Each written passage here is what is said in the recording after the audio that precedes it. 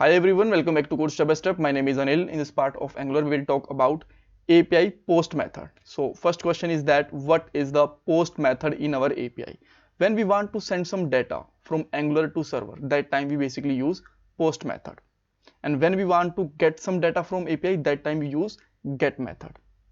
So in this video, we will send some data from Angular to our API. That time, obviously, we will use post method. So what we are going to do with this post method? Here you can see that we have a list of users and last ID is 13. So let's say we want to add some more users in that list after 13 to 14th user and 15th user. That time we have to send some data from Angular to our API and we will use post method. So first of all, we will make a form. After that, we will get this form data and we will make a function in service, and we will just call this method on a button click, and after that we will call our post API and we will check that everything is working fine or not and the new user is added or not. All right, so now let's start with the a form. So let's go to the app.component.html and create a simple form here. So we don't need action method whenever we will work with the Angular, so we can just remove it. After that, let's add some input fields, and let's say the name is, so guys, we need 3 input fields with the name of email, password and name. ID will be automatically generated, right? So what I'm just going to do, I'm putting here name, like name. We can add placeholder, which is let's say enter name or something. After that, let's create a BR like this, and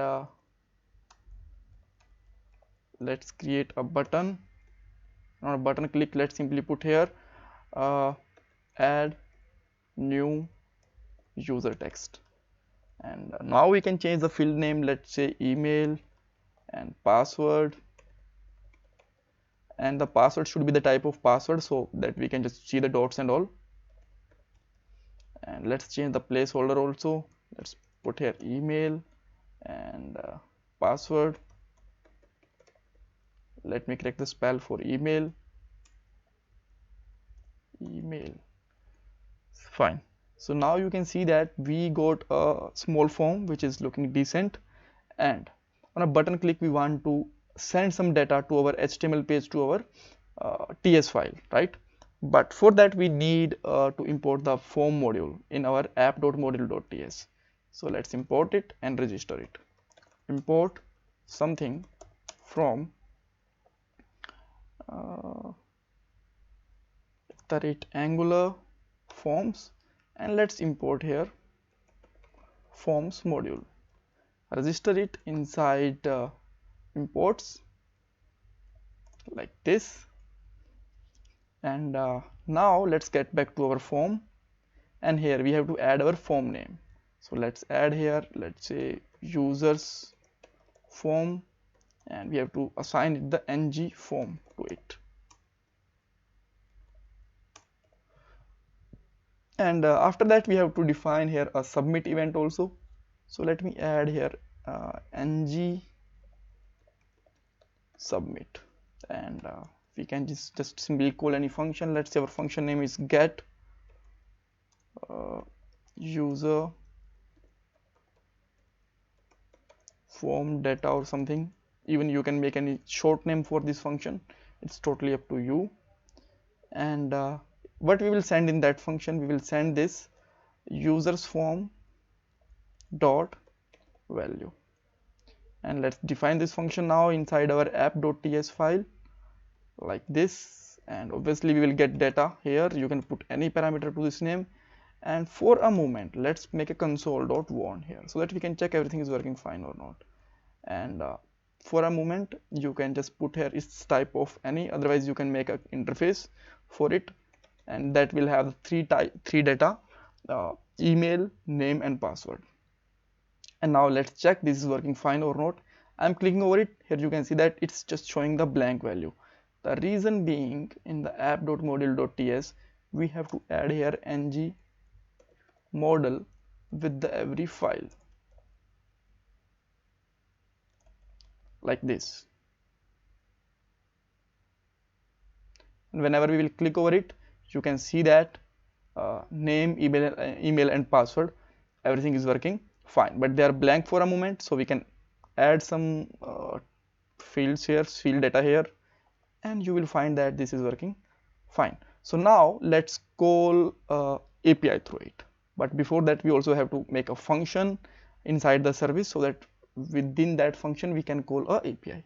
So let's go to the service here, and as we just created the user function, so let's create one more function with the name of save user, right? And we can just return here, and let's simply put here this dot http dot post method, and in the post method we have the two parameters. One is API URL, which is this dot URL we already defined in last video, here you can see that, and the second one is data, and this data we will get from here. It will be type of any for a moment, and we have to call this function from app.component.ts. so simply call it this dot user data, which is our service name, right? And just simply use here dot save users and pass our data here dot subscribe, and subscribe will give a callback function, and let's just simply put here data,